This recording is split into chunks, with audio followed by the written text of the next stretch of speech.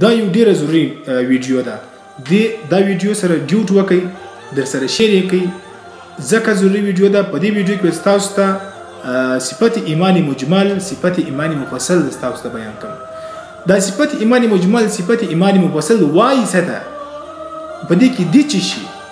په دې کې هغه د اسلام او د ایمان بنیادی خبرې عقاید دي چې مسلمان په دې خبرو باندې مسلمان دي. که دې خبرو نه مسلمان ووځي، انکار وکړي، په دې خبرو باندې بس خند ووایي، نو دا د اسلام څخه خارج دی، مؤمن مسلمان نه دی.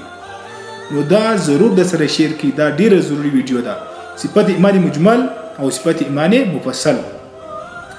صفت ایمان مفصل دا دی چې آمنت بالله وملائکته وکتبه ورسله واليوم الآخر والقدر خيره وشره من الله تعالى والبعث بعد الموت. معنی دا سدا آمنت بالله، ما پر الله باندې ایمان راوړی، او ملائکتی دا پر ملائکو باندې، دا پر فرشتو باندې، او کتبه دا الله پر کتابو باندې، ورسله دا الله تعالی پر تمام رسولانو باندې، واليوم الاخر په ورځ د اخرت باندې زما ایمان دی. دا او اخرت ورځ باندې کچیر د چا ایمان نو او مؤمن نه دی. والقدر خيره وشره، ش تقدیر او بد تقدیر دا ټوله من الله د الله طرف څخه دي. ش او بد تقدیر د الله طرف څخه دي. والبعث بعد الموت، د مرګ بعد بیرته راځي دوی کودو باندې ایمان دی. دا صفت ایمان مفصل سو. او صفت ایمان مجمل دا دی آمنت بالله كما هو بأسمائه وصفاته وقبلت جميع أحكامه إقرار باللسان وتصديق بالقلب. آمنت بالله، ما پر الله باندې ایمان راوړی دی.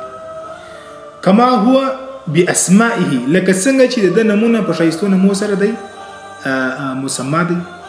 وصفاته، لکه څنګه چې په شایستو صفاتو سره دی متصفه دی، شایسته دی په صفاتو باندې، په خپل صفاتو باندې. وقبلت جميع احکامي، د تمام احکامات ما قبول کړی دي، دا حق دي، زه منمه. او اقرار باللسان، په ژبه سره اقرار کوم، دا وایم، سیسو دا خبرې کوم. وتصدیق بالقلب، په زړه سره مې یقین دی، په زړه سره تصدیق کوم د دې تمام خبرو. هم دا هغه دغه دی ویډیو ده. زه به دې بعد بیا لایو راځم، بیا تاسو دې باره کې بیا پوښتنه کوم. نو چې د چا بیا نه وایي، زه هغه ته بیا هم بیا ور وښیو. نو کوشش وکړئ چې دا ضرور د سره زده کړئ.